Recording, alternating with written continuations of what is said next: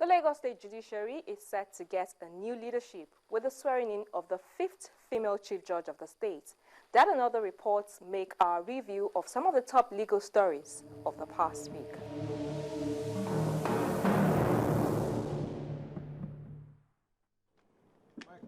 We'll begin with the report that the Lagos State Governor, Babatunde Fashola, SAN, will next week Wednesday swearing Justice Olufunmilayo Atilade as the 15th Chief Judge of the state. Her swearing-in follows the screening and the confirmation of her appointment by the State House of Assembly last week, Monday. Before her appointment, Justice Atilade was the head judge of the Lagos State Judiciary. She takes over from her sister, Justice Ayotunde Phillips, who recently resigned after clocking the mandatory retirement age of 65. The incoming Chief Judge is 62 years old. In Osun State, the High Court sitting in Osogbo has ordered the Commission of Inquiry on Disturbance of Public Peace set up by Governor Ralph Aregbesola to put on hold the investigation of the PDP governorship candidate, Senator Iyola Omisore. The chairman of the panel, Justice Moshood Adegbe, said at the resumed hearing last week Wednesday that the panel had received an interim order from the court stopping it from probing Senator Omisore pending the ruling on an application filed by the former senator before the court. The chairman of the panel then adjourned further sitting till August 19, 2014, by which time the court would have determined the application before it. Governor Aregbesola set up the panel following an alleged assault on former Governor Isiaka Adeleke by Senator Omisore and the Minister of Police Affairs, Alhaji Jelili Adesion. Former Governor Adeleke had alleged that Senator Omisore, Alhaji Adesion, and one Shogo Agbola assaulted him when he went to a hotel in Osogbo. The hotel was also the venue of a PDP delegation meeting ahead of the just concluded polls in the state. Mr. Adeleke, who is now a chieftain of the ruling All Progressives Congress APC in the state, had alleged that Senator Omisore and others assaulted him and also threatened to kill him.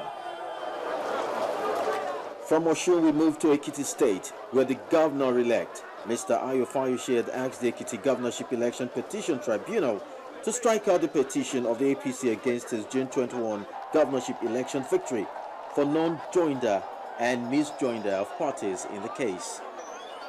The governor-elect made the application in a preliminary objection argued by his lead counsel, Yusuf Ali SAN, last week Wednesday before the three-man panel chaired by Justice Mohammed Sirajo. Mr. Fayose says that contrary to the petition of the APC, he was fit and competent to contest the Ekiti State election, which he won convincingly. Already the PDP had lined up 35 witnesses in proof of its case. The APC in its petition is however claiming that Mr. Fayose did not score the highest number of votes in the election.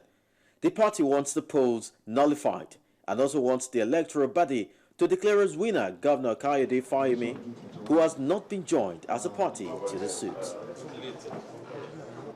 The APC is also challenging the authenticity of the Higher National Diploma HND certificate which Mr. Fayose was said to have acquired from the Polytechnic in Ibadan, the Oyo State capital. And away from the court, the Nigerian Bar Association has demanded the immediate reversal of the sacking of about 16,000 resident doctors by the federal government. The NBA president, Mr. Okewale, described the sacking as inappropriate, especially at the time the country is facing the challenges associated with containing the spread of the Ebola virus disease. The NBA also commended the federal government for its effort in containing the Ebola crisis so far, while calling on the Nigerian Medical Association to call off its strike and join the government in the efforts aimed at dealing with the emergency. The association last week Tuesday also commissioned its new secretariat in Lagos, the nation's commercial nerve center. The 6-story edifice was built by a businessman, senior advocate of Nigeria, Chief Wale Babalaki. Located beside the Nigerian Law School in Victoria Island, the building was put up under a build, operate and transfer BOT arrangement which will boost the status of the NBA and also shore up its revenue base.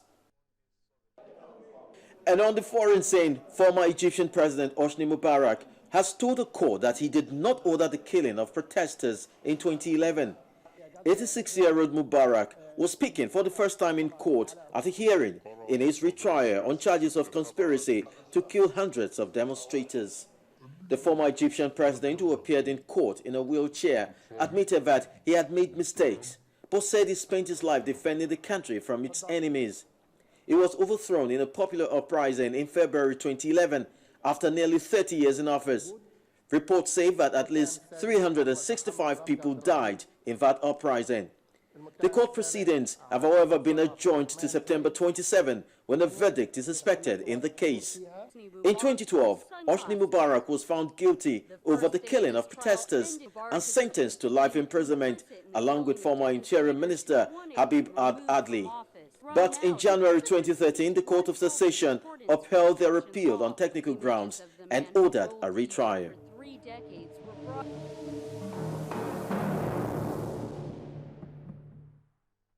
And in other news, some lawyers have expressed worries over the recent outbreak of the Ebola virus disease, especially against the backdrop of the forthcoming annual General Conference of the NBA, which is set to hold in Owerri, Imo State, from the 24th of this month.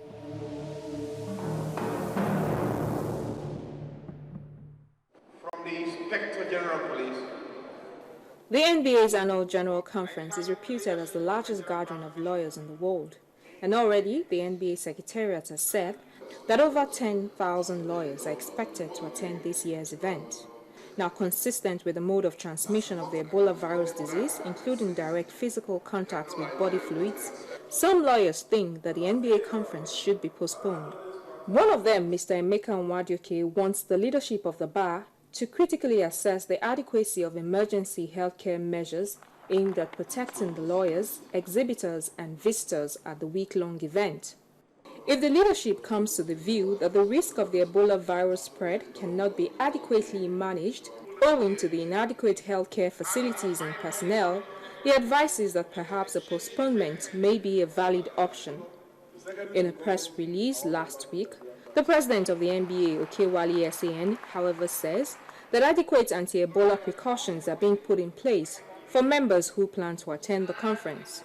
He also used the opportunity to appeal to the Nigerian Medical Association to call off its strike and join hands in dealing with the emergency posed by the spread of the virus.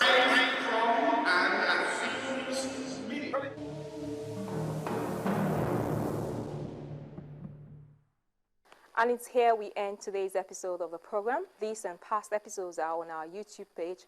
And do let's interact via Facebook, email, or Twitter.